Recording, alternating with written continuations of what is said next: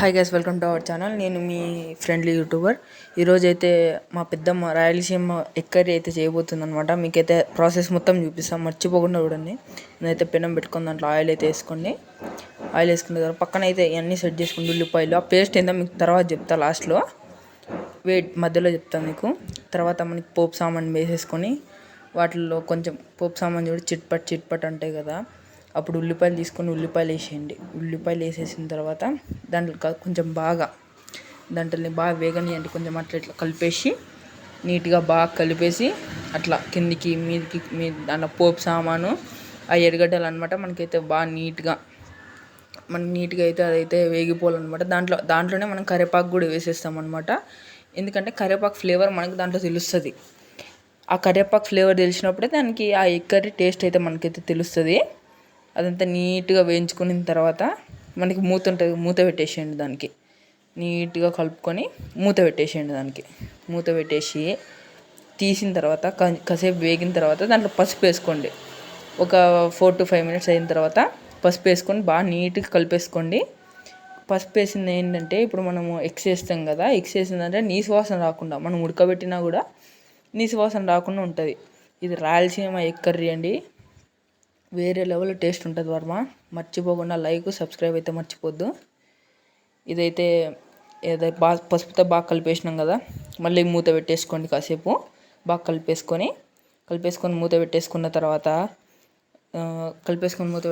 తర్వాత మళ్ళీ తీసి మనం ఈ పేస్ట్ చెప్పినా కదా, ఈ పేస్ట్ ఏంటంటే ఆ కారము, ఎల్లిగడ్డలు, కొబ్బరి అన్నీ కలిపేసిన పేస్ట్ అనమాట ఇది అందరు గరం మసాలా అన్నీ వాడతారు, కానీ ఆ గరం మసాలా అట్లా ఏం లేకుండా ఇంట్లో తయారు చేసుకున్న ఫ్లేవర్డ్ దీన్ని గరం మసాలా అంటారు అనమాట. దీన్ని అయితే రాయలసీమలోకి చాలామంది తెలిసి ఉంటుంది, కొంతమందికి తెలియకపోవచ్చు. ఇదైతే మోస్ట్ ఫేమస్ ఎగ్ కర్రీ. ఇదైతే సూపర్ ఉంటుంది. ఈ మసాలా వేస్తేనే అసలైన టేస్ట్. కారం అన్నీ దాంట్లోనే వేసేస్తాం మనం, ఎందుకంటే ఫ్లేవర్ అంతా మసాలాలో ఉండిపోతుంది.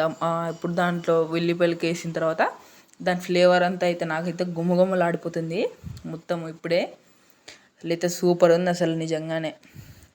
నీట్గా వేయించుకున్న తర్వాత అది చూడండి గైస్ ఎట్లయిందో. సేమ్ మనకి చికెన్ కర్రీ ఎట్లుంటుంది. తర్వాత కాసేపు మూత పెట్టేసి కాసేపు ఉడకనిచ్చిన తర్వాత మళ్ళీ మూత తీసేస్తే దాంట్లో నుంచి వచ్చే ఆవిరి వేరే లెవెల్ వర్మ. దాన్ని అయితే నీట్గా కలిపేసుకున్న తర్వాత దాంట్లో మీకు అవసరమైతే లైట్గా వాటర్ వేసుకోండి. ఎక్కువ వద్దు, లైట్గా వాటర్ వేసుకోండి. వాటర్ వేసేది కూడా చూపిస్తా గాయస్ మీకు. ఇదైతే బాగా వేగాలన్నమాట. ఫస్ట్ మనకి వేగిన తర్వాత టమాటాలు వేసుకొని నాకైతే నీళ్ళు అయితే అవసరం పడలేదు ముందు, తర్వాత కొన్ని వేసుకుందాం అని అనుకుంటున్నా. తర్వాత అయితే టమాటాలు వేసేసుకున్న తర్వాత బాగా టమాటా అయితే బాగా మగ్గిపోవాలి. అసలు టమాటా ఉన్నట్టు కూడా తెలియకూడదు. ఆ టమాటా బాగా మగ్గేదానికి ఉప్పు వేసుకోవాలన్నమాట. మనం బాగా ఉప్పు వేసుకుందాం. ఉప్పు అయితే మీకు తగినంత ఉప్పు వేసుకోండి గైస్. మనమైతే ఎక్కువైతే ఏం చెప్పము, లైట్గా ఉప్పు వేసుకోండి. దాంట్లో ఎంత తగితే అంత ఉప్పు. ఓకే గాయస్, ఉప్పు వేసుకుంటే మనకి ఏమవుతుందంటే టమాటా ఉంటుంది కదా, మగ్గిపోతుంది తొందరగా. చూడండి, ఉప్పు వేసుకుంటున్నా అయితే మగ్గిపోతుంది టమాటా మొత్తం మగ్గిపోతే ఆ మసాలా ఉంటుంది కదా, మసాలా ఫ్లేవర్ నీట్గా పడుతుంది గుడ్డుకి. అప్పుడు టేస్ట్ వస్తుంది దానికి. బాగా నీట్గా కలిపేసుకోండి గైస్. దాన్ని అయితే నీట్గా కలిపేసుకొని పక్కన పెట్టుకొని నీట్గా కలిపేసుకున్నాం కదా గైస్. నేనైతే లైట్గా వాటర్ అయితే వేసుకున్నా, ఎందుకంటే మనం మామూలు నీళ్ళు వేయం గైస్. మనకి మసాలా కొట్టుకుంటాం కదా ఫస్ట్, ఆ మసాలా నీళ్ళే వేస్తాం. ఎందుకంటే మామూలు నీళ్ళు వేస్తే మళ్ళీ ఫ్లేవర్ పోతుంది. ఆ మసాలా నీళ్ళు వేస్తేనే దానికి కరెక్ట్ ఫ్లేవర్ అనమాట. దానికైతే ఇప్పుడు చూడండి ఎంత టెంప్టింగ్ ఉంది కదా. కాసేపు మూత పెట్టేసి ఒక్కసారి తీసిందంటే ఎగ్ కర్రీ మీకు అర్థమైపోతుంది దాంట్లో ఎంతవరకు ఉడికినాయని.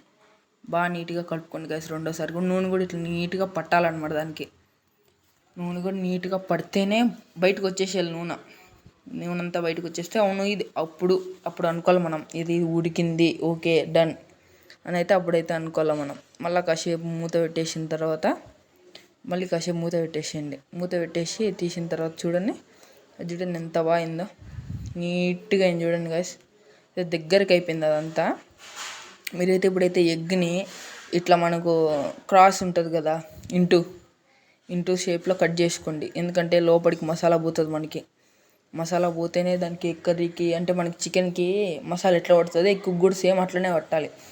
ఎందుకంటే అప్పుడు ఆ కారం, రాయలసీమ టేస్ట్ అన్నీ దాంట్లోనే వస్తాయి అన్నమాట. మీకు ఎగ్స్ అన్నీ దాంట్లో వేసేసుకున్న తర్వాత ఒకసారి నీట్గా బాగా కలిపేసుకొని స్లోగా కలుపుకోండి కదా. ఎక్కువ స్పీడ్గా దాన్ని కలిపితే మనకి ఎగ్ అనేది డ్యామేజ్ అయ్యే అవకాశం ఉంది. స్లోగా కలుపుకోండి, ఓకే. స్లోగా కలుపుకొని మూత పెట్టేసేయండి. ఆవిరికి లాస్ట్ కొత్తిమీర మాత్రం మర్చిపోద్దు బిగులు. మూత పెట్టేసి కాసేపు తీస్తే మన egg curry, Rayalaseema egg curry ready. Thank you guys, bye.